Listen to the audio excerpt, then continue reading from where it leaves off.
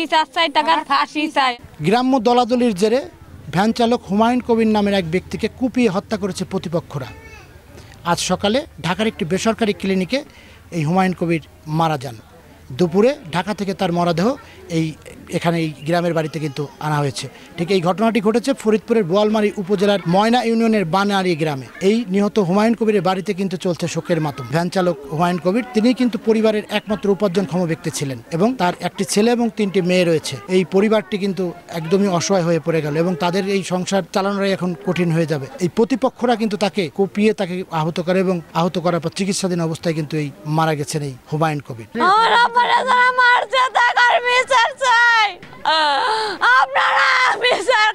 টাকার বিচার চাই, টাকার ফাঁসি চাই। আমার স্বামীরে যেরকম তাজা মারা মারছে, রুটি খাইতেছে, যাওয়ার সাথেই মারিছে। মানুষ দেখবি যে দল মালত নিয়ে যাতে মানুষ আর এরকম কাম না হতে পারে, আর মারলি তার বিচার এরমেরই হবি।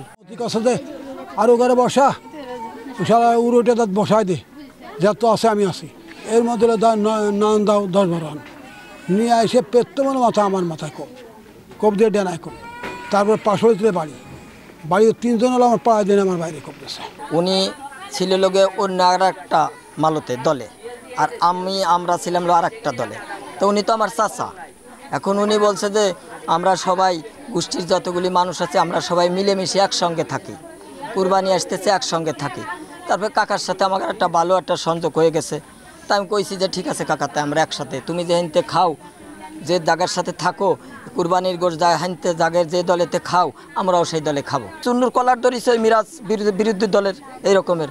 তো একটা ঘুষি মারছিল, ঘুষি মারছে তখন উগার কালকেই পরিকল্পনা ছিল যে আজকে লোক আমরা গেঞ্জাম করব।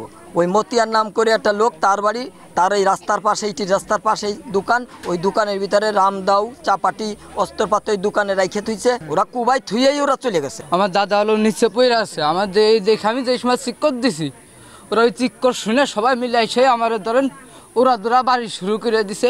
আমার ননদ কেউ মারছে, আমাকেও মারছে, আমার শ্বশুর কেউ মারছে, চাচা শ্বশুর কেউ মারছে, আবার বাসুরি শাল কেউ মারছে। এর আমরা ফাঁসি চাই, বুঝছেন। ঈদে আমার থেকে ওরা মাংস নেয় এবং ওরা লিয়াকতের দলের ছিল বোধহয়, ও তাদের উপর ক্ষিপ্ত হয়ে এই আতর্কিতে হামলা করে এই একটা ন্যাক্কারজনক ঘটনা ঘটায় এবং শেষ পর্যন্ত মৃত্যুর সাথে পাঞ্জাললে ঢাকা হসপিটালে মৃত্যুবরণ করে। জনপদে একটা নিয়ম আছে, সেইটা হলো যে কুরবানির মাংস যে ভাগ করে যে দলে খাবে সে সেই দলের অন্তর্ভুক্ত হয়ে যাবে।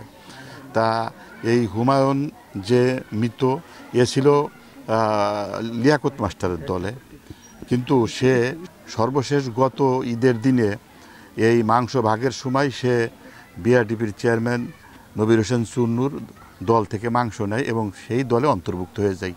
এইটাই মূলত তাকে হামলা করার মূল প্রেক্ষাপট। এই মাংস গ্রহণ করাকে কেন্দ্র করে ওই পূর্বের যে পক্ষ, ওই পক্ষ তারা ওনাদের প্রতি রাগান্বিত হয়ে মারামারি ঘটনা ঘটে। গতকালকে অর্থাৎ 8/6/2025 তারিখ 7:30-8টার মধ্যে ঘটনা ঘটে। তো সংবাদ পেয়ে আমরা পুলিশ পাঠানো হয়। পুলিশ আসার আগেই ওনারা হাসপাতালে চলে যান। তো আজকে পরে ভোর 8:15-8টার দিকে আমরা জানতে পারি যে একজন ঢাকায় মারা গেছেন। লাশের সুরতাল করা হচ্ছে। পোস্টমর্টেম প্রাপ্তি সাপেক্ষে বিস্তারিত জানা যাবে মৃত্যুর কারণ সম্পর্কে। আর অভিযোগবাদী পক্ষ থেকে অভিযোগ দায়ের করলে আমরা মামলা রেকর্ড করব।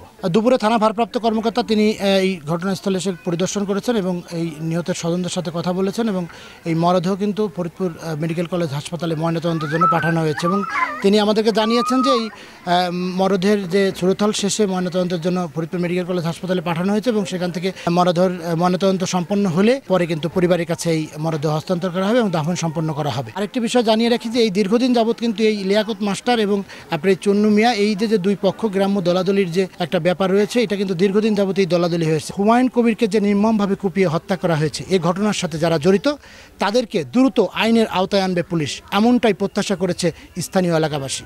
শিকদার সজল, সময় সংবাদ, ফরিদপুর।